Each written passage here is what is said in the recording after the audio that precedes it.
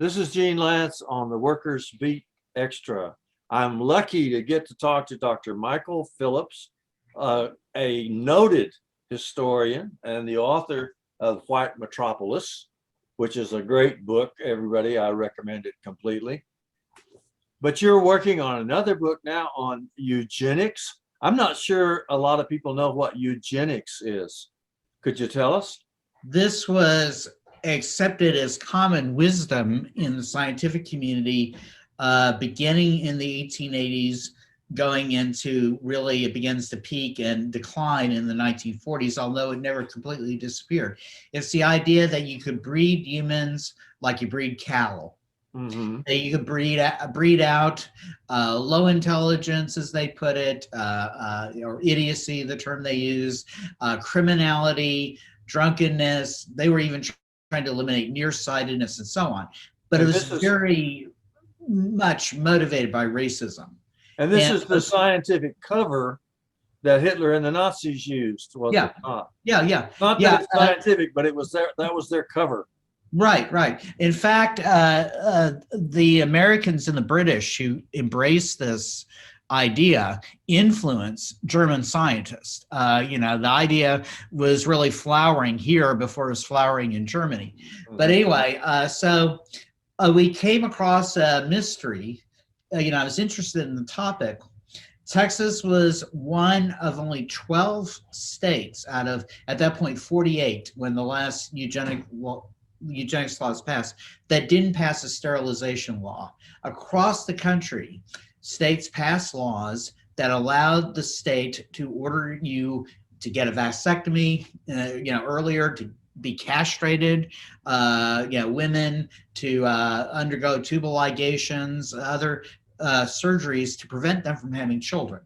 Yeah. Because they And was supposed there, since this is Black History Month, I just want to ask, is it not true that there was a heavy racial bias in all this eugenics stuff? Absolutely. It was done so frequently, these forced sterilizations on Black women in Mississippi. It was called Mississippi appendectomy. And Fannie Lou Hamer, who was one of the leading voices and most eloquent voices for the civil rights movement, daughter of sharecroppers, was subjected to that. So yeah, definitely Latinx people, poor whites were subjected to this. It didn't happen in Texas, and what the argument we're developing is that the Texas growers, the Texas planters, the people who own the big estates, were worried about the anti-immigrant aspect of the eugenics movement, because they're definitely against immigration, because they worried that these Jews, these Poles, these Russians, and so on, and Mexicans were racially inferior. We had to shut the door to them. And these growers wanted to exploit Mexican labor. And so they spoke out very much about both immigration restrictions. There was a sweeping anti-immigration law passed in 1924. Texas got them to exempt people from Mexico, interestingly enough, given today's politics. And they tended to be really critical of a project that would present these so-called racial inferiors as being a threat, in that regard. They wanted a population they could take advantage of in the fields. So the big growers in Texas were not any less racist. They just wanted to make sure they had plenty of people working. Yeah, it was a case where greed and capitalist exploitation conflicted with white supremacist ideology. It's kind of a surprising thing. One other thing that's an interesting paradox is eugenics flourished where there were developed universities, well-funded public school systems, and one of the ironies is anti-intellectualism, which has been a powerful force in Texas, led these universities to be underfunded and not draw top talent in Texas. And those were the people who usually promoted eugenics. So there's this classist assumption that the poor and the working class are the racist. But what I found is the racism filters from the top, and that the white supremacist project is guided by elites. And so there are a lot of surprising twists and turns there. And the earliest advocate for eugenics in America that I can find was actually a doctor named Gideon Lipscomb in the 1850s, before the term had even been coined. He may have been the first spokesman for selective breeding of humans to produce a superior race. So that was kind of an interesting find. Well, let's turn to the situation at Collin College, because about a year or so ago on KNON radio, we began talking about people who had been fired or had their employment terminated and unfairly, and they began to be a kind of a movement about it. I know that one of them settled, took a cash settlement, dropped out, and then suddenly they came after you. Right. So now Collin College is saying, the Colin College has declared war on free speech, period. And I'm the third out of four officers for the local of the Texas Faculty Association. That's a non-bargaining union. And in 2 years, 3 of the officers of that union have been fired.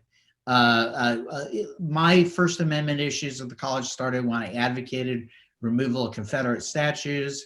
I got basically a warning about that, and it's been ongoing since. And then the tipping point apparently for the college was I urged mask wearing amongst my students, and I made public that the college had imposed a gag rule where they told professors couldn't mention mask at all in class. They couldn't say, I really want you to wear masks. You can make them available, but you couldn't urge it on part of your students or in your syllabus.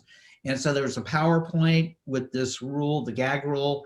I made it public because the public had a right to know, and because professors have the right, like all citizens, to address matters of public concern. And so that's what started the process this year to fire me. But it's been an ongoing issue. I've been outspoken about management issues there.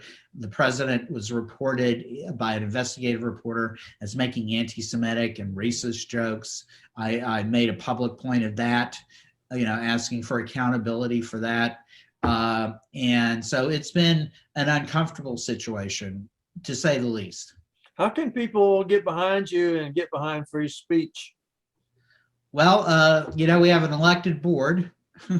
And one thing is, if people want to express themselves to that board, I think that's the best way to do it, is to, if they're trying to suppress speech, engage in more speech. Speaking, writing, say what you think. It is a tax-supported institution. And so they're accountable to the public. But of course, what happens is in these college board races, there's so few participate in it. And I mean, that's important because basically most people, get a public school education, a smaller number get college. And if you don't have an academic freedom and you can't address the history of labor movement, the history of racism, the history of sexism, that's the best source of information for many people. Some people will go and they'll do their, they'll go to the library, they'll educate themselves, but this is a great venue, the higher education system, for people gaining consciousness.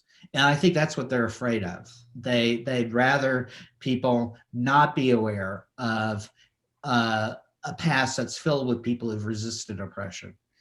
And how do you expect over the next few months to continue speaking out, especially against racism in Texas? Are you going to keep going at it? Well, we're going to finish our eugenics book. We're going to promote that. I'm available. I speak a lot, and hopefully we'll see how COVID goes. I've had to do it virtually the last, I guess, couple of years. but I'm always there. I've been part of the Equal Justice Initiative in Dallas. I narrated a film for them. They're getting markers noting where lynchings took place in Dallas County. There's horrific lynching where I live in Collin County, a man named Commodore Jones. And we have Confederate monuments in Collin County, but we don't have a marker for that lynching. And so I see that as an important part of public education. So you're not going to shut up. You're not. I have no plans. I have no plans to shut up. I'll find a venue, and I'll also fight for my rights, legally.